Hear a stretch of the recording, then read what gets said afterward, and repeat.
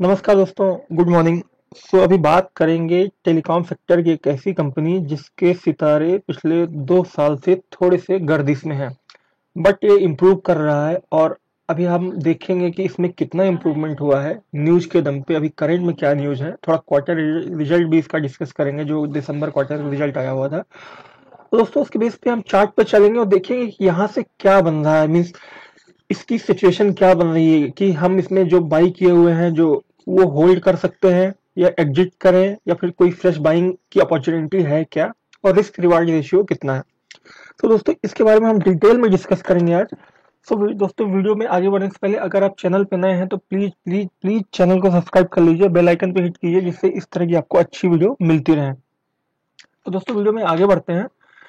फिर मैं आ गया Vodafone Idea limited. Current price, Friday की क्लोजिंग प्राइस 10 रुपये 90 पैसे। ठीक है, ये पिछले बहुत दिनों से 4-5 महीनों से, इवन वो अप्रैल में जब ये सीधा 2 रुपए से सीधा 10 रुपए आया था, उसके बाद से 10 रुपए के आसपास ही, 10 रुपए सीधा 9.5 रुपए तक आता है, 9 रुपए तक आता है, इवन पौने 8 रुपए 75 पैसे तक आया है, फिर वहां से 13 रुपए, मीन 9 रुपए से 13 रुपए के बीच की इसकी रेंज है पिछले 9-10 महीनों से, अप्रैल के बाद से, मई के बाद से। उसके बाद इसमें कोई चेंज नहीं आया है।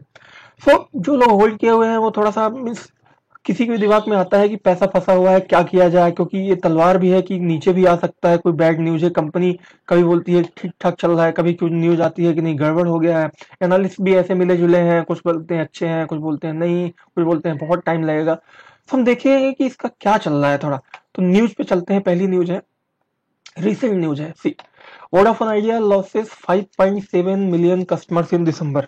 ठीक, इसका क्या मतलब है आपको दोस्तों मालूम होगा कि पिछले 9-10 महीनों से, इवन सालों से, हर मंथ वाइज, क्वार्टर वाइज जो है वोडाफोन आइडिया अपने सब्सक्राइबर जो बहुत पहले 4-5 साल पहले इसने बनाए हुए थे अच्छे से, वो लूज कर रहा है। ठीक है, क्यों लूज कर रहा है? क्योंकि अलग अलग रीजन है, थोड़ा कॉस्टिंग है, ऑफर उतने अच्छे नहीं है, प्लस इसके जो पीयर्स हैं एयरटेल जियो, उन सबके ऑफर से ज्यादा अच्छे हैं। तो डेफिनेट सी बात से कंपटीशन है, कंपटीशन में जो अच्छा करेगा, जो सस्ते पैकेज में अच्छा डेटा, अच्छे कॉल्स को देगा, उसके पास जाएंगे। ठीक है, और इसका नेटवर्क में भी कोई भी सब्सक्राइबर लूज क्यों करता है, कहीं ना कहीं उसको अनकंफर्टेबिलिटी है in comparison to other operator, तभी वो लूज करके, वो ऐसा तो नहीं है लूज करके बंद कर देगा, उसे कहीं अपॉर्चुनिटी दिखती है यहाँ से, तभी वो जाएगा। ठीक है, तो लूज कर रहा है। ये एक डेटा है कि कितना लूज कर रहा है, उसके दम पे हम थोड़ा सा डिस्कस करेंगे। तो अभी यहाँ पे है कि दिसंबर क्वार्टर में ये 5.7 मिलियन कस्टमर लूज किया है। ठीक है, थोड़ा अंदर डिटेल में देखते हैं। Vodafone Idea limited loss 5.7 million customers in December, highest in March 2020। ठीक है, दिसंबर, ये दिसंबर क्वार्टर की बात नहीं करें, ध्यान देना, दिसंबर में। ठीक है, the operator has been consistently losing over a subscriber base, आगे ये न्यूज है, comes over the times when the competitors Bharti Airtel 4 million customer why Reliance इतना न्यू कस्टमर्स एडेड। सेम चीज है, जब इसके कंपटीटर हैं जो तीन ही, दो ही तो कंपटीटर अब बचे हैं, एक भारती एक जियो। तो जियो में बोल रहे हैं कि सेम टाइम में उन्होंने 4 मिलियन सब्सक्राइबर ऐड किए, और जियो जो है 4.7 मिलियन सब्सक्राइबर ऐड किए। देन थोड़ा सा डिटेल में है इसके, एक लाइक वोडाफोन आइडिया ने कैसे ब्रांडिंग वगैरह की, कैसे मीन्स इतने सब्सक्राइबर लूज हुए, कैसे क्या हुआ, वो सब थोड़ा डिटेल में है। ठीक है, बट अभी मेन न्यूज है कि वोडाफोन आइडिया ने 5.7 million customers in December lose किए। अब दिमाग में आता है कि अगर ऐसे ही लूज करता रहा, जो पिछले 1 सालों से कुछ न कुछ लूज कर रहा है, दिसंबर में भी 5.7 मिलियन लूज किया, जनवरी में भी होगा, फरवरी में भी होगा, तो ऐसे तो सब्सक्राइबर बेस खत्म हो जाएंगे। ठीक है, और कस्टमर खत्म हो जाएंगे, रेवेन्यू कैसे आएगा? तो कंपनी कैसे चलेगी? कंपनी वैसे भी घाटे में चल रही है। तो इसी के बेस पे सटा हुआ एक दूसरी न्यूज है, वो देखिए। अब यहाँ क्या लिखा हुआ है, Vodafone Idea December active user losses less than in नवंबर।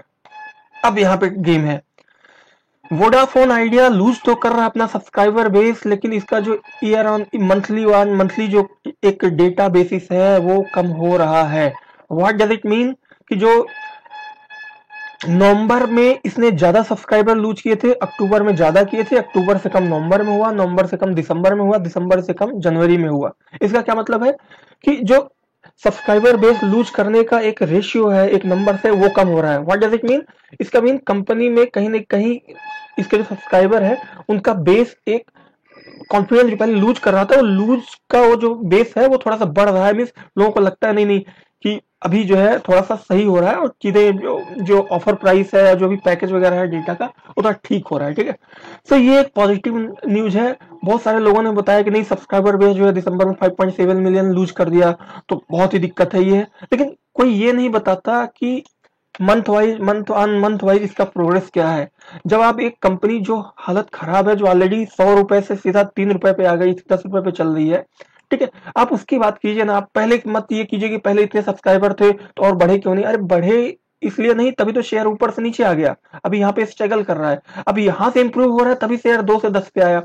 ठीक है, तो इसके सब्सक्राइबर बेस में कहीं ना कहीं जो डिक्रीज का एक वो था, उसमें इंप्रूवमेंट है। बेस में इंप्रूवमेंट नहीं है, लेकिन जो कॉन्फिडेंस है उसमें इंप्रूवमेंट है। ठीक है, थोड़ा इसमें अंदर बहुत ज्यादा बात नहीं करेंगे, क्योंकि थोड़ा सा हम बात करें। ट्राई का ये डेटा आया हुआ है, ये ऑफिशियल डेटा है जो अभी 2 दिन पहले जो है ट्राई ने रिलीज किया है, हर एक सब्सक्राइबर बेस का, हर एक ऑपरेटर का, इसमें सबके बारे में बताया है। ठीक है, तभी ये न्यूज चैनल और ये जो है न्यूज़पेपर वगैरह ये हेडिंग डाले हुए हैं और बेस बता रहे हैं। ठीक है, अब इसमें एक दो एनालिस्ट की भी राय है कि एनालिस्ट क्या बोल रहे हैं इस चीज पे। See, try and operators follow different definitions of reporting their subscribers base given the large discrepancy between the active subs and gross subs numbers. I think it is mere cleaning of the active base. ठीक, इसका मतलब ये है कि ये active base पे Mumbai based brokerage analyst बोल रहे हैं कि ये जो ठीक है क्लीनिंग अप है, मीन्स जो सब्सक्राइबर कम हुए हैं दिसंबर में, ठीक है, और नवंबर में उससे ज्यादा हुए थे, ये कहीं ना कहीं एक पॉजिटिव बेस है। आप सीधा सीधा ये समझिए, नवंबर में ज्यादा थे, किसी चीज में हमारा लॉस हो रहा है, चाहे हमारा दिसंबर में नवंबर में ज्यादा लॉस हुआ है, दिसंबर में उससे कम हुआ है, तो कहीं ना कहीं हमने इंप्रूव किया ना। ठीक है, अब आगे देखिए। Given that companies follow more conservative approach than rating numbers, VI trend signal stabilization in losses. फिर से पढ़ रहा हूँ। VI Vodafone India trend signals stabilization in losses. Losses में वोडाफोन इंडिया स्टेबलाइजेशन शो कर रहा है, एक अस्थायित्व शो कर रहा है। ठीक है, ये है we don't see any big concern. एक एनालिस्ट बोल रहा है कि अपना जो इनका ट्रेंड है, इनका जो लॉसेस है, उसमें स्टेबिलिटी आ रही है, कहीं ना कहीं लॉसेस कम हो रहे हैं और धीरे धीरे कम होते होते और पॉजिटिव में ट्रेंड होता जाएगा। सो इसीलिए शेयर 3 से 10 रुपए आया, अब 10 से पिछले 10 महीनों से वहीं पे घूम रहा है। अब यहाँ से आगे बढ़ने के लिए तैयार है, नीचे जाने के कोई चांसेस नहीं है, क्योंकि नंबर से ही बता रहे हैं। ठीक है, इसके बाद हम क्वार्टर नंबर पे भी चलेंगे, अभी तो सब्सक्राइबर के नंबर है। However, brokerage firm Motilal Oswal maintained that higher subscriber loss by VI is a key red flag as a Q3 FY21 result positively hinted at slower deceleration। ठीक है, ये बोल रहे हैं कि नहीं, ठीक है, मोतीलाल जी बोल रहे हैं कि एक सब्सक्राइबर लॉस तो रेड फ्लैग तो है, बट अगर हम एक ग्रॉस बेसिस पे देखें मंथ वन मंथ जो है, तो कहीं ना कहीं ठीक है, कोई ऐसी दिक्कत वाली बात नहीं है। जो ये दिक्कत बनी हुई थी कि कंपनी नहीं चलेगी, ये नहीं होगा, कंपनी का रेवेन्यू बंद हो जाएगा, उस चीज में दिक्कत नहीं है। बाकी स्ट्रगल तो है। ठीक है, हर एक कंपनी में स्ट्रगल है, स्ट्रगल तो हर जगह होता है, बट ये देखा जाता है कि स्ट्रगल में कुछ इंप्रूवमेंट है कि नहीं। अब वो वोडाफोन इंडिया सीधा सीधा दिख रहा है कि इंप्रूवमेंट क्लियर ऑन क्लियर दिख रहा है। ठीक है, आगे ये सब दिया हुआ है, उसके बारे में डिटेल में बात नहीं करेंगे।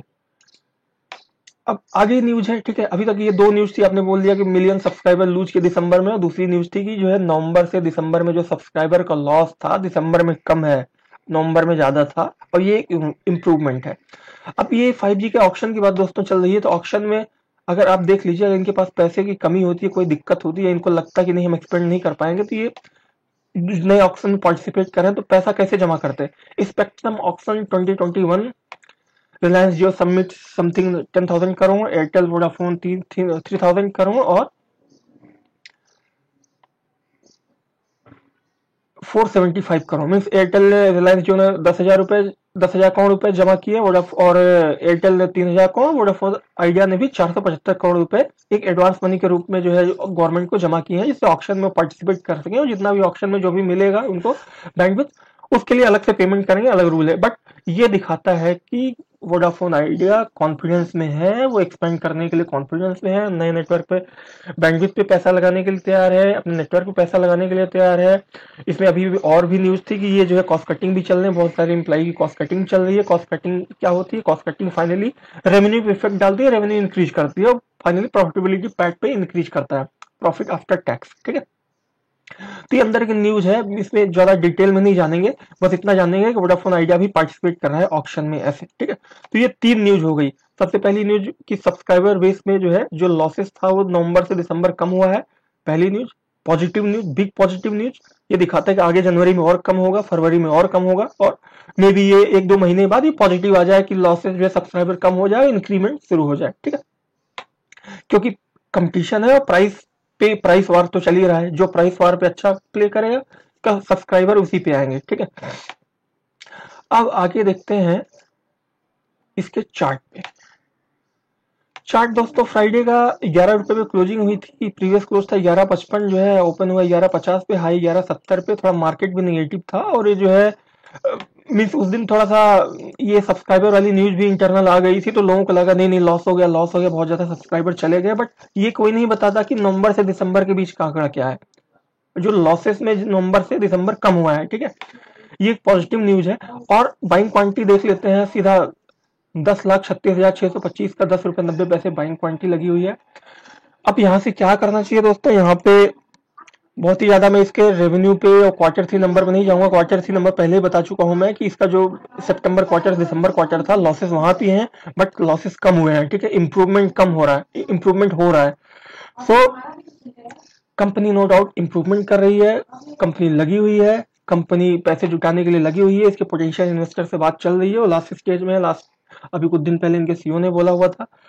ठीक है, यहाँ पे डिफरेंट सी बात है, जो लोग बाई किए हुए हैं वो आंख मूंद के होल्ड कर सकते हैं, कुछ नहीं होगा। बस ये मूवमेंट थोड़ा सा इधर उधर न्यूज के दम पे उल्टी सीधी न्यूज आती है, उसके दम पे एनालिस्ट जो है गलत रिपोर्ट करते हैं। कुछ लोग बोलते हैं बहुत लॉस हो गया, तो लोग समझ नहीं पाते न्यूज को। अचानक जो है थोड़ा मोड़ा सेलिंग प्रेशर आ जाता है, लेकिन इतना हैवी नहीं होता, 2-4 पैसे 1 रुपए तक का होता है। यहाँ पे बाई कर सकते हैं, कभी भी एक अच्छी न्यूज आएगी 1 महीने 2 महीने बाद या कुछ भी, सीधा का सीधा यहाँ से जैसे 3 रुपए लास्ट अप्रैल में 3 रुपए से 10 रुपए हो गया था, और यहाँ से सीधा जंप मारेगा 10-11 रुपए से सीधा 20 रुपए के ऊपर ही जाएगा। ठीक है, तो इसका अगले कुछ दिनों के, इवन मेरा मानना है कि अगले 3 महीने तक का टारगेट है 20 रुपए।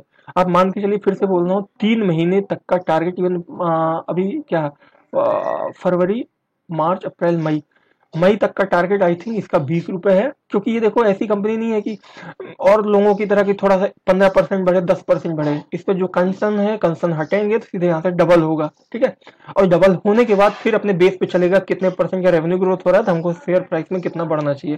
लेकिन यहाँ पे अगर न्यूज पॉजिटिव आई, कॉन्फिडेंस आया, तो सीधा डबल होना है। तो 3 महीने का टारगेट यहाँ से 20 रुपए है। आप बना के चलिए, यहाँ पे बने रहिए। जो फ्रेश बाइंग करनी है और डेफिनेट सी बात है, यहाँ पे बाई कर सकते हैं, कोई दिक्कत नहीं है अपने टारगेट 20 रुपए का टारगेट प्राइस के लिए। तो दोस्तों ये मैंने बताया न्यूज के दम पे, सब्सक्राइबर के दम पे मैंने न्यूज बताई। ठीक है, ऑक्शन हो रहा है उसके दम पे मैंने न्यूज बताई। सभी न्यूज पॉजिटिव है, कोई दिक्कत नहीं है, आप बने रहिए। मैनेजमेंट बहुत कॉन्फिडेंस में, इनका सीईओ बहुत कॉन्फिडेंस में है, कंपनी चलेगी। मार्केट में केवल 3 ही कंपटीटर है, एयरटेल, वोडा और जियो। ठीक है, ये भी कंपनी स्ट्रगल तो कर रही थी, जितना स्ट्रगल था हो गया, अभी भी है, लेकिन इंप्रूवमेंट है स्ट्रगल में। सो हम यहाँ पे बने रह सकते हैं। तो दोस्तों यहीं पे वीडियो को वाइंड अप करते हैं। वीडियो कैसा लगा प्लीज कमेंट करके बताइएगा, लाइक कीजिएगा, शेयर कीजिएगा। अगर आप चैनल पे नए हैं तो प्लीज प्लीज प्लीज सब्सक्राइब करके इंकरेज कीजिएगा, जिससे इस तरह की मैं और अच्छी वीडियो बना सकूँ आपके लिए। सो दोस्तों धन्यवाद, मिलते हैं नए वीडियो में।